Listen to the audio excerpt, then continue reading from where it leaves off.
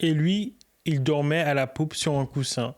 Et ils se réveillèrent et lui dirent, « Maître, ne t'inquiètes-tu pas de ce que nous périssons ?»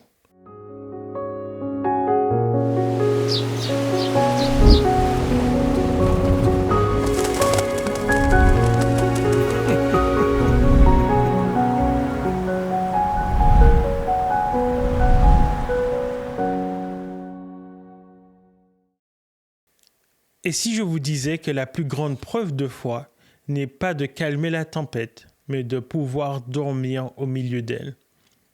Les disciples sont dans la panique totale. La tempête est réelle, l'eau entre dans la barque, la mort est une possibilité. Et que fait Jésus? Il dort. Son sommeil n'est pas de l'indifférence, c'est une déclaration. C'est la paix absolue de celui qui sait qui est aux commandes. Et celui qui est aux commandes, c'est bien évidemment Dieu. Notre première réaction face au chaos de nos vies, la maladie, la crise financière, les conflits familiaux, est la même que celle des disciples. Seigneur, ne t'inquiètes-tu pas de ce que nous vivons? Et nous confondons le silence de Dieu avec son absence.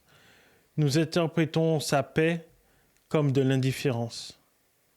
Jésus se réveille, non pas à cause de la tempête, mais à cause de leur peur. Il calme les éléments, puis se tourne vers eux et demande « Où est votre foi ?» Il leur dit en substance « La tempête n'aurait pas dû vous réveiller, mon sommeil aurait dû vous rassurer. » Pensez à la tempête qui fait rage dans votre vie en ce moment.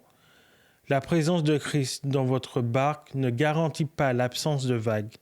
Elle garantit que vous ne coulerez pas. La prochaine fois que la panique monte, au lieu de vous concentrer sur la taille des vagues, essayez de contempler la paix que celui qui dort dans votre barque. La vraie foi, ce n'est pas d'exiger que la tempête cesse, c'est de trouver le repos en sa présence, même quand le vent hurle. Bonne journée à tous.